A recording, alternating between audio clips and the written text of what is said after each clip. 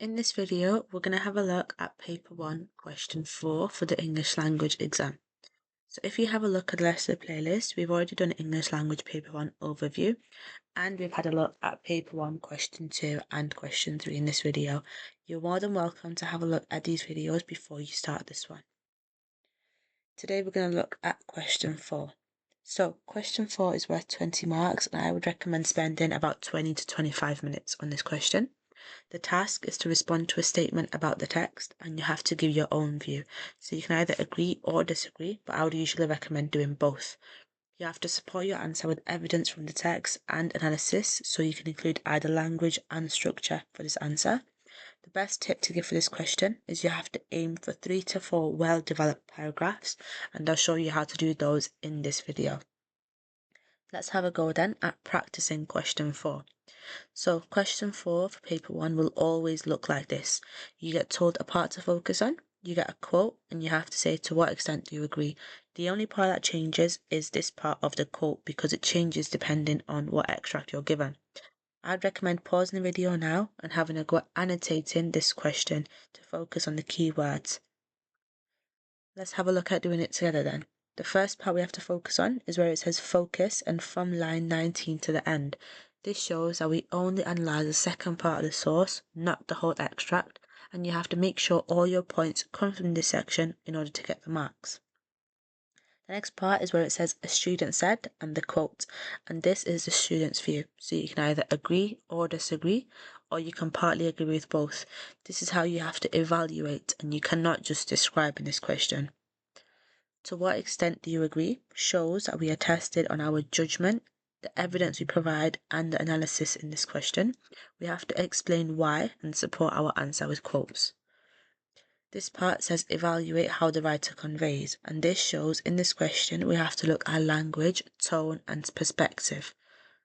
The last part here says references to the text, and this shows that we have to use short, precise quotes in this question. We do not retell the story.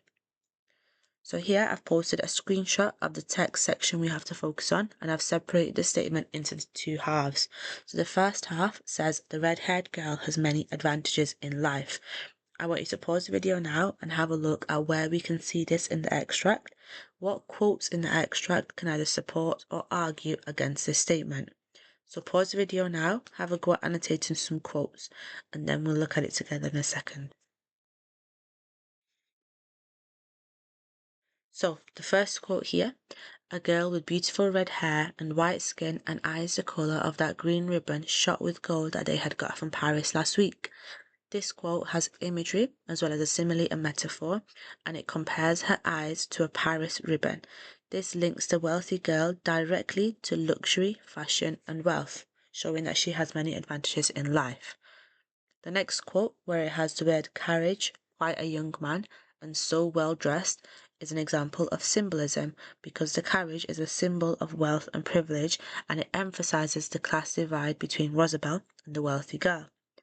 Adjective well dressed underlines her social status and the girl's access to people of the same fashionable class.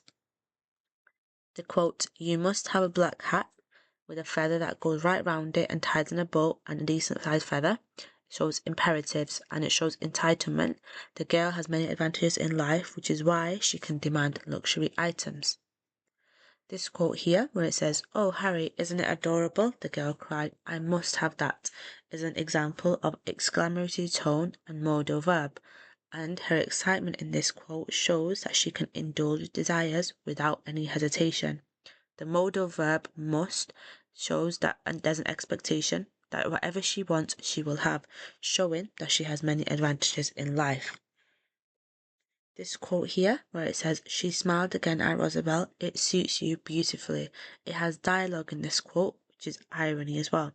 So, although the compliment, it suits you beautifully, sounds kind, irony is that Rosabelle could never afford the hat, and the girl's words highlight the gap between them, where the girl is wealthy and had many advantages, but Rosabelle cannot afford these. The last quote here, the girl swept out to her carriage and left Harry to pay and bring the box with him, shows a verb and juxtaposition. So the verb swept suggests grace and elegance and effortless movement, as if she just belongs in the world of luxury. However, the juxtaposition is that she does nothing practical, not even paying, and this contrasts sharply with Rosabel's exhausting work at the shop. So here, I've wrote a paragraph based on one of the quotes that we've just looked at and how it links to the girl having clear advantages in life. Let's have a go at reading it together. So it says, the red-haired girl is presented as someone with clear advantages in life because she can afford to be demanding and extravagant. When Harry insists, you must have a black hat with a feather and a decent-sized feather, the use of the imperative must have shows entitlement, as though buying such expensive fashion items is a necessity rather than a luxury. The hyperbole of a decent-sized feather highlights the wasteful extravagance of her lifestyle, since the size of the feather is tied to status rather than practicality. This moment shows that the red-haired girl's world is one where indulgence and wealth are normal, setting her apart from Rosabel, who can only admire such items but never own them. Mansfield uses this contrast to emphasize the privileges that the upper classes enjoy. Have a go at pausing this video now and annotating this paragraph for point, evidence, explain, and link. Let's have a look at this together. So in orange here, I've highlighted the point, which is a direct focus to the question, talking about the girl with the clear advantages in life and the fact she can afford to be demanding and extravagant. Next, in green, I've highlighted the quotes here. So this is my evidence from the text to back my point up. So I've highlighted the quotes, you must have a black hat with a feather, decent sized feather, the imperative must have, as well as zooming in here. In pink, I've put my explanations, so it shows entitlement, a necessity rather than a luxury, the wasteful extravagance of her lifestyle, how it's tied to her status, and how she feels that indulgence and wealth are normal. And lastly, in blue here, I've posted the link, which is the link back to the topic in the question, where it shows that Rosabel can only admire the items and never own them, and it shows a contrast to emphasize the privileges that the upper classes enjoy. Let's have a look then at the second half of the student statement, which was that Rosabel is right to be angry. So again, I've posted a screenshot of the text here, and I want you to pause the video here and have a look at where we can see in this extract that Rosabel is right to be angry. So what quotes support or argue against this statement? Pause the video now and have a go at annotating this extract. When you're ready, press play so we can do it together. So, in this extract, we can see this quote here. She longed to throw the lovely perishable thing in the girl's face. This is an example of violent imagery, and the verb here captures Rosabel's suppressed rage and emotion towards the upper class, and it shows how unfair it is to handle the beauty she cannot possess, and her anger is a natural reaction to this inequality, how she has to handle these beautiful objects but she cannot possess them.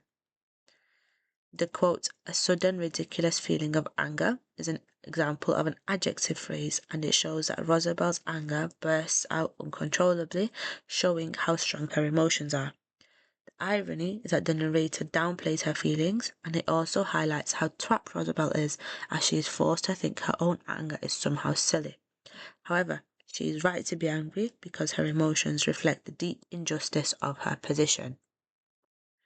The orange quote here, bent over the hat flushing, is an example of a physical description, also including the verb.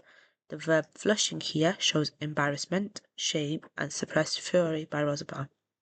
The verb bent suggests submission or servitude, which reinforces her powerful position in this situation.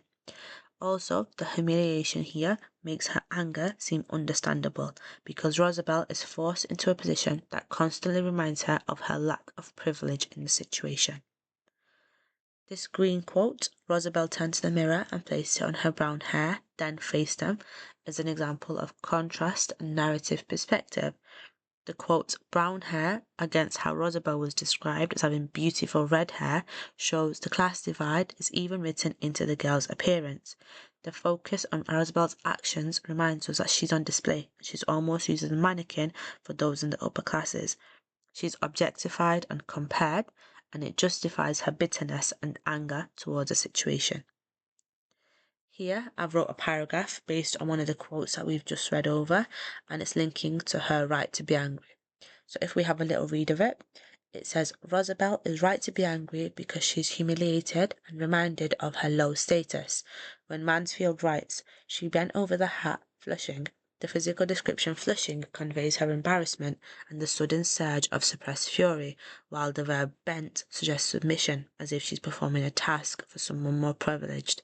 This moment highlights how Rosabelle is forced to admire and handle a luxurious item she cannot own, emphasizing the unfairness of her position and making her anger completely understandable. Pause this video now and have a look at highlighting this paragraph for point, evidence, explain, and link. Let's have a go at this together. So in blue, I've highlighted the point, which shows that she's right to be angry because she's humiliated and reminded of her low status. Next, in orange, I've highlighted the evidence, so the quotes from the text, where it says she bent over the hat flushing, and I've also zoomed into it here. In yellow, I've highlighted my explanation, so I've put the embarrassment she feels, her sudden surge of suppressed fury, submission, performing a task for someone more privileged, etc. Lastly, in purple, I've highlighted my link back to the question, so it shows the unfairness of her position and it makes her anger completely understandable. For this question, paper 1, question 4, I would recommend doing 3 to 4 well-developed paragraphs like I've just showed you, where you can agree, disagree, or both with the statement. And I would recommend using these paragraphs as a template. So for this question, to get full marks, I would recommend doing 2 paragraphs where it shows the wealthy girl has advantages in life, and then 2 paragraphs showing Rosabelle is right to be angry, of the same point, evidence, explain, link structure. You can also post these in the comments and I will mark them for you if you like.